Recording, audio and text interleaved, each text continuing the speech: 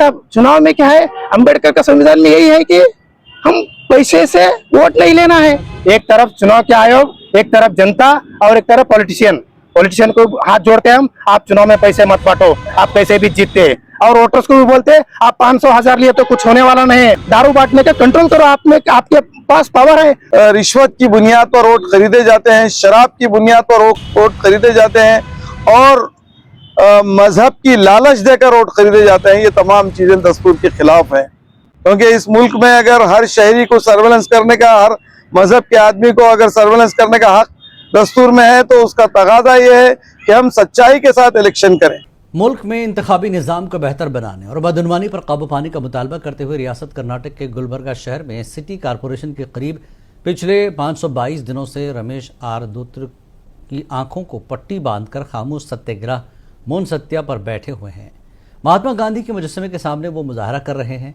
उन्होंने मुंसिफ टीवी से बात करते हुए कहा कि वो 19 अगस्त 2023 से यहाँ पर खामोश सत्याग्रह पर बैठे। उन्होंने गुलबर्गा जिला कमिश्नर के जरिए भारतीय इलेक्शन कमीशन को मेमोरेंडम पेश करके मुतालबा किया है। सत्याग्रह के 522 दिन यानी 18 महीने मुकम्मल होने पर गुलबर्गा शहर के समाजी खिदमतगुजार हैदर अली बागबान ने उनको तहनीत पेश करते हुए मुबारकबाद पेश की। पिछले 522 दिनों से लगातार यहाँ पर खामोश सत्याग्रह और आंख को पट्टी बांधकर खामोश सत्याग्रह करते हुए देखे जा रहे हैं। दोपहर के 2 बज चुके हैं, अब इनका धरना खत्म हो चुका है। इनसे बात करेंगे क्या इनके मुतालिबात है। सर, आपका नाम क्या है? सर, रमेश दुत्तरगी, फाउंडर चुनावना सुधारणा होराಟ समिति कलबुर्गी। अगस्त 19, 2023 से सुबह 10 बजे से दोपहर 2 बजे तक रोजाना हमें ये मौन सत्याग्रह आंखें को काले पट्टी बांध को बैठा हुआ है। मुद्दा सिर्फ एक ही है कि चुनाव में मनी पावर यानी पैसे का बांटने का बंद होना, सिर्फ एक ही मुद्दा है हमारा। पैसे बांटने का बंद होए तो इस देश में, इस राज्य में, इस पूरे एडमिनिस्ट्रेशन में क्या है, करप्शन रेट कम होते। अभी लीडर्स, पॉलिटिशियन से रूलर्स बोल रहे हैं ना, तुम्हारा 20% गवर्नमेंट, तुम्हारा 60%, तुम्हारा 40%, तुम्हारा 80%, ये बोलने का ऑटोमेटिक कम होते। ऐसे बोले तो चुनाव में पैसे बांटने का पहले बंद होना। चुनाव में पैसे बांटने से ही करप्शन बढ़ रहा है। ये मुद्दा हल होना, ये मुद्दा हल हो गई थी, ये देश बचते, संविधान बचते। क्या वर्क करते हैं सर आप? इससे पहले क्या वर्क था आपका? मैं सभी कैसा ही आप? मैं एक फार्मर हूँ, मैं एक सोशल वर्कर हूँ, मैं सब कुछ पार्टी में भी काम किया हूँ। 371 में भी मैं इन्वॉल्व था, मेरा होराट में भाग लिया हूँ। सब तरफ मुझे पॉलिटिकल और सोशल नॉलेज है। मेरे अभी 50 साल में, मेरा 20-30 साल से ये सोशल वर्क में मैं इन्वॉल्व है। मेरा उस तजुर्बा से मैं बैठा हूँ। सर, आजकल क्या है, संविधान को बदलने की बात की जा रही है, इलेक्शन के रूल्स को चेंज करने की बात की जा रही है। ऐसे हालात में आप इस तरह से सत्याग्रह पर इतने दिनों से बैठ रहे हैं, क्या नहीं लगता है आपको इस पर कोई फर्क पड़ेगा? नहीं, क्योंकि चुनाव में सुधार लाना है, जरूरी है। क्या इलेक्शन कमीशन ऑफ इंडिया का सिर्फ 45 लाख रुपए एमएलए खर्च करना और 95 लाख एमपी खर्च करना, उतना ही खर्च में आज इलेक्शन हो सकते हैं। वो कार ले जाना, बड़े बड़े क्या है कॉन्फ्रेंस करने की जरूरत नहीं। सिर्फ प्रिंट मीडिया, न्यूज़पेपर है, न्यूज़पेपर में ऐड देना, कैंडिडेट्स का डिटेल्स देना, उसके ऊपर ही इलेक्शन चलते हैं। आज हम क्या है, गली गली में जाके कैंडिडेट के बारे में बोलने का जरूरत नहीं है। आज चाहते हैं क्या है, क्या तो चुनाव जो अम्बेडकर का संविधान है उसके लेवल चुनाव होना है क्या, और चुनाव में बदलाव आना है? नहीं साहब, चुनाव में क्या है, अम्बेडकर का संविधान में यही है कि हम पैसे से वोट नहीं लेना है। अब क्या है, सब खुला क्या है, 10 लाख 20 लाख 50 लाख वो कितना खर्चा कर रहे हैं कि वो मालूम ही नहीं हो रहा है। उतना पैसे बांट रहे हैं, हम ले रहे हैं। हाँ, वो पॉलिटिशियंस का भी क्या है, रॉन्ग सिस्टम है। हमारा लोगों का भी गलती है, लेना का भी गलती है। और क्या है, चुनाव इलेक्शन कमीशन को पावर है ये कंट्रोल करने, उनका भी ड्यूटी है कि कंट्रोल करने का है।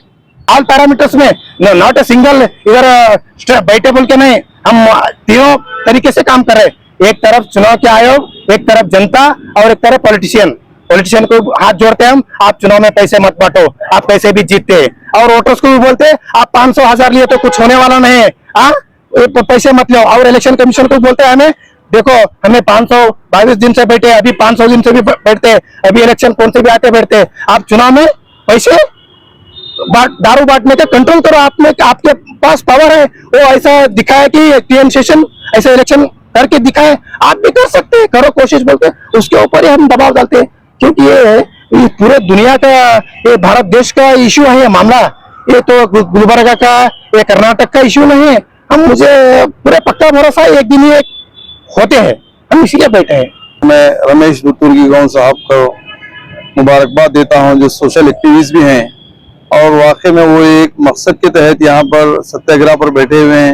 ये उनका मकसद बहुत ही अजीम और बहुत अच्छा मकसद है, क्योंकि इस देश को जो आज़ादी मिली है और वो अपनी कुर्बानियों से मिली है। इस देश के हर एक नागरिक की, हर एक कौम की, हर एक जो है ना लैंग्वेज की, हर एक कल्चर की कुर्बानी की वजह से इस देश को आज़ादी मिली है। उसके बाद बाबा साहब अम्बेडकर ने और उनकी पूरी टीम ने, जिसमें अबू कलाम आज़ाद, महात्मा गांधी, पंडित जवाहरलाल नेहरू, ये तमाम लोगों की एक टीम ने जो दस्तूर बनाया है, इस दस्तूर में तमाम कौमों को, तमाम मज़ाहिब के लोगों को जो उनके अपने सर्वेलेंस की जो जिम्मेदारी दी गई है, उस दस्तूर ने एक सिस्टम दिया है कि भाई इस हुकूमत को चलाने के लिए एक सिस्टम है, डेमोक्रेटिक सिस्टम, वो है हर शहरी को वोट डालने का हक है।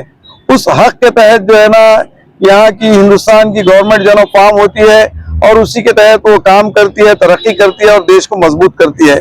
मगर इधर देखने में आ रहा है कि चंद सालों से, करीब करीब एक 25-30 साल से यहाँ पर इस मुल्क में जो है ना हमारे जो सिस्टम है, वोटिंग सिस्टम को एक गहन सा लग गया है। क्योंकि एक तो पहले यहाँ पर रिश्वत की बुनियाद पर वोट खरीदे जाते हैं, शराब की बुनियाद पर वोट खरीदे जाते हैं और मजहब की लालच देकर वोट खरीदे जाते हैं। ये तमाम चीजें दस्तूर के खिलाफ है, क्योंकि इस मुल्क में अगर हर शहरी को सर्वेलेंस करने का, हर मजहब के आदमी को अगर सर्वेलेंस करने का हक दस्तूर में है, तो उसका तगाजा ये है कि हम सच्चाई के साथ इलेक्शन करें, जिसमें जो है ना करप्शन हो और ना ही किसी किस्म का कुछ लालच हो। पहले तो हमारे कैंडिडेटों को, साफ सुथरे कैंडिडेटों को इस इलेक्शन में कैंपेनिंग में हिस्सा लेना चाहिए और अपना कैरेक्टर साफ रखकर जो है ना इस इलेक्शन में इस कॉन्टेस्ट करना चाहिए। मगर हम आज देखते हैं कि जो भी बहुत ज्यादा कैंडिडेट्स जो इस मुल्क में जो है ना इलेक्शन कॉन्टेस्ट करते हैं, उनके पीछे कोई ना कोई एक जो है ना डार्क बैकग्राउंड होता है। ऐसे लोगों को जो है ना हम अगर चुन के भेजेंगे तो ये देश की तरक्की नहीं होगी, बल्कि देश का जो है ना ये लोग जो है ना नुकसान करेंगे। और हम देखते हैं पिछले 25 सालों से हम देखते हैं कि हमारा मुल्क तरक्की करने की बजाय दिन पे दिन हमारे पड़ोसी मुल्क बांग्लादेश से भी पिछड़ता हुआ नजर आ रहा है। आज हमारी जो इकोनॉमिकल कंडीशन है बहुत ज्यादा खराब हो गई है, क्योंकि इसके पीछे सिर्फ और सिर्फ एक ही चीज है, वो हमारे जो हम नुमाइंदों को भेजते हैं, वो जो है ना करप्शन के जरिए चुन के आते हैं और हमारी जो अवाम है वो जो है ना थोड़े से लालच में अपने वोट को बेचती है। तो ये सरासर हमारे संविधान के खिलाफ है। ऐसा करने से हमको जो है ना हर शहरी को बाज आना चाहिए। हमारा जो वोट है कैरेक्टर की बुनियाद पर, संविधान की बुनियादों पर हमारा जो है ना हमको वोट डालने का जो अधिकार है, उसकी बुनियाद पर हमको हमारा वोट डालना चाहिए हमारा को। मैं वाकई में रमेश दुतुर्गी साहब को जो है ना दिल की गहराइयों से मुबारकबाद देता हूँ और उन्हें और उम्मीद करता हूँ कि ये अपने मकसद में कामयाब होंगे। मगर और एक चीज याद रखने की है कि ये किसी एक आदमी का काम नहीं है। हमारे देश के हर एक नागरिक को, हर एक शहरी को ये सोचकर इलेक्शन कॉन्टेस्ट करना चाहिए कि ये एक अमानत है, वोट देना भी एक अमानत है और ऊपर बड़ी कुर्सी पे जाके बैठना भी एक अमानत है। जो है ना ये विजन जो है ना कामयाब होगा। आज हमारे सत्ता में जो लोग बैठे हुए हैं वो ये भी बात करते हैं कि भाई 1 नेशन 1 इलेक्शन, ये कहाँ तक दुरुस्त है? क्योंकि हमारे पास आज भी विलेज लेवल पे पीने का पानी साफ नहीं मिलता। इन्होंने किस जो है ना विजन की बात करते हैं? ये सारा असर जो है ना धांधली और करप्शन को मजीद जो है ना बढ़ावा देने की बातें हैं। इससे हमें जो है ना रुकना चाहिए, क्योंकि ये देश, ये हमारा मुल्क मुख्तलिफ जातियों का, मुख्तलिफ कल्चर्स का, मुख्तलिफ जबानों का ये हमारा मुल्क है। इसमें हर जबान को, हर कल्चर को, हर मजहब को पूरे तरीके से जो है ना उसमें सर्वेलेंस करने का जो अधिकार दिया गया है, उस अधिकार के तहत तमाम डेमोक्रेटिक पार्टियों को, तमाम डेमोक्रेटिक अवाम को इसके तहफ्फुज़ के लिए आगे आने की जरूरत है। और जब अवामी सतह पर यह एक तहरीक बनेगी तो इंशाल्लाह ये जरूर जो है ना हमारे रमेश दुतुर्गी साहब का जो विजन है पूरा होकर रहेगा। मैं इसी के साथ अपनी बात खत्म करता हूँ। और रमेश दुत्तुर्गुन साहब को और एक मरतबा जो सोशल एक्टिविस्ट हैं मुबारकबाद देता हूँ और उम्मीद करता हूँ कि इनका एक दिन जरूर मकसद ये पूरा होगा। अस्सलाम वालेकुम। 522 दिन हो चुके हैं इनके लिए। हैदर अली बागवान साहब यहाँ पर इनसे मुलाकात किए और इनकी तहनीत भी पेश की और इन्हें मुबारकबादी दी। आज यहाँ पर इन्होंने कहा कि आज मुल्क के दस्तूर जो मुल्क के इंतखाबी निज़ाम को जो क्या सुधारने की जरूरत है, जो मुल्क में इंतखाबात के दौरान रिश्वत देकर शराब बेचकर जात पात के नाम पर जो यहाँ पर इंतखाबात किए जाते हैं, इसको रोक लगाने के लिए इलेक्शन अफसरान से मुतालिबा किया है कि इसमें सुधार लाया जाए। जो इन्होंने आज यहाँ पर 522 दिन होने पर इन्होंने रमेश दुत्तुर्गुन साहब को मुबारकबादी पेश की।